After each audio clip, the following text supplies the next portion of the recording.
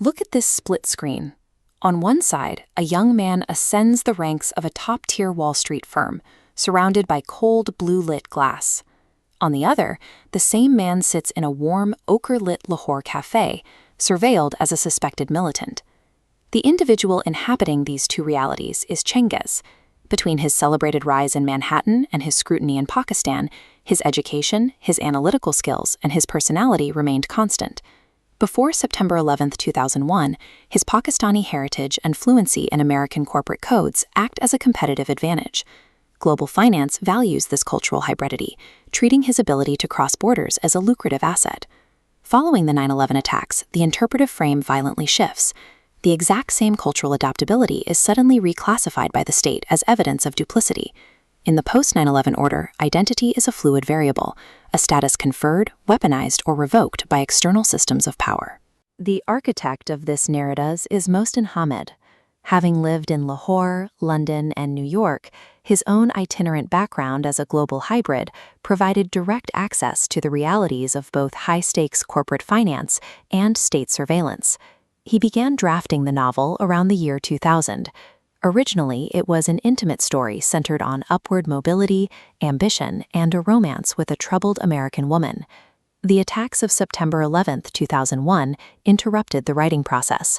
When Hamid eventually returned to the manuscript, the personal narrative had to absorb the new climate of state scrutiny and racial profiling. Because it was finished years later, the final story contains a dual temporality. Scenes of a young man's ambition in the year 2000 are narrated retrospectively, overshadowed by the audience's knowledge of the catastrophe approaching him. Director Mira Nair took on the adaptation in 2012. Her challenge was translating Hamid's unbroken internal literary monologue into a visually explicit chronological film structure. To make that leap, Nair's film had to construct a new visual vocabulary, one capable of showing how shifting geopolitics redraw the boundaries of human belonging. We start on the imposing architecture of Wall Street, the spatial center of Changez's corporate ascent at the valuation firm Underwood Sampson. Theorists Michael Hart and Antonio Negri called this system empire. They argue that classical imperialism, where one nation rules from a fixed capital, has been replaced by a decentralized, borderless network of global capital. Underwood Sampson operationalizes this network. They dispatch Changez to evaluate corporations in Manila and Istanbul on behalf of a transnational logic of profit that recognizes no national border. The on-the-ground reality of these assignments strips away the abstraction. Capital moves seamlessly, dictating terms across vast physical distances. This modern system governs less through outright exclusion and more through incorporation. It absorbs foreign identities into its workforce. Changez's cultural hybridity, his ability to effortlessly navigate both Pakistani and American cultural codes, is treated as a lucrative operational asset. Throughout the New York sequences, Changez is repeatedly filmed through glass surfaces and office windows. This framing choice suggests a self divided between the persona required for professional success and an interior life that remains inaccessible. During peacetime, empire presents itself as a meritocracy. It masks the reality that it only values cultural diversity as long as those traits can be modulated for profit. Changez is sent to Istanbul, an assignment that immerses him in the dense cultural and historical texture of the city. Postcolonial theorist Anya Lumba responds to the idea of a borderless world with a concept she calls market fundamentalism. She argues that global capital is not truly decentralized. Lumba points out that this network ultimately answers to a hardened Western financial core. Wealth is systematically drained from the global periphery to enforce economic orthodoxy at the top. This chart visualizes Underwood Sampson's corporate mandate to focus on the fundamentals. It operates as a rigid, nearly theological devotion to deregulated profit. In Istanbul, Changez is tasked with valuing a family-run, multi-generational publishing house. His directive is to evaluate the company purely by its liquidation value, indifferent to the human cost. The camera lingers deliberately on shelves of literature. They are framed as objects of immense cultural weight, sitting in direct visual contrast to the cold financial metrics Changez uses to analyze them. To the employees of Underwood Sampson, this valuation doctrine is never experienced as an ideology. it masks itself as objective common sense, effectively hiding the human consequences of its mathematics. Confronted with the physical reality of the publishing house, Changez finally realizes that maximizing shareholder value requires cultural erasure. Market fundamentalism reveals itself to be as destructive as any religious extremism, demanding the total liquidation of human heritage in exchange for capital efficiency. The timeline shifts to the immediate aftermath of 9/11.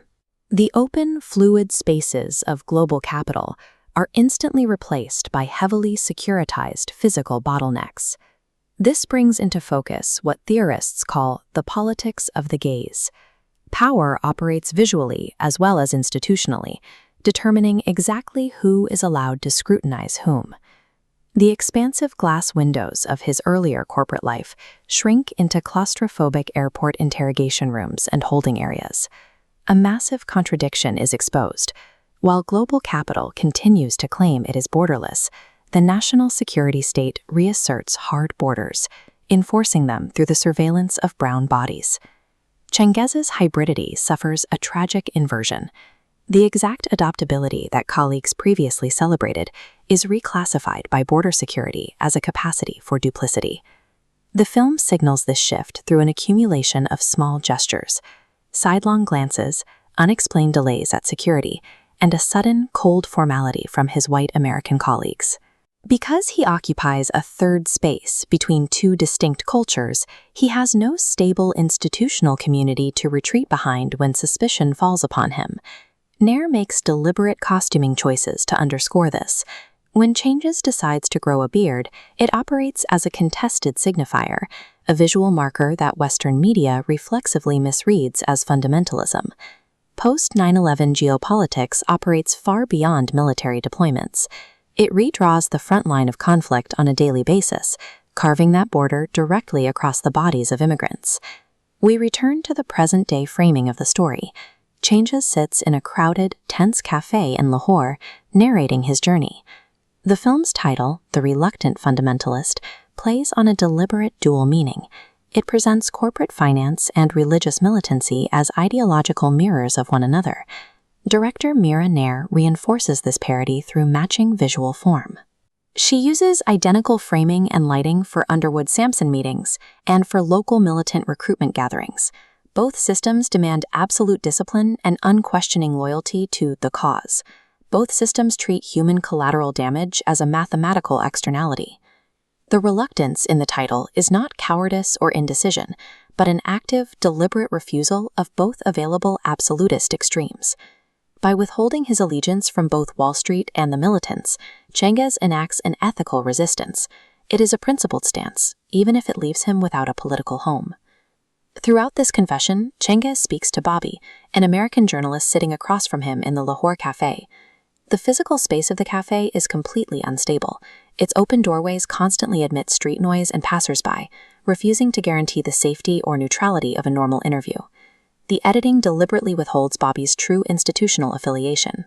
We are never given the narrative certainty of knowing whether he is an investigative reporter or a CIA operative. This structural withholding forces the viewer directly into the position of a suspicious observer, scanning both characters for signs of hidden guilt. The film concludes without providing moral clarity. By forcing us to search for the terrorist in the crowd, Nair demonstrates that the architecture of paranoia is maintained by our own willingness to surveil each other.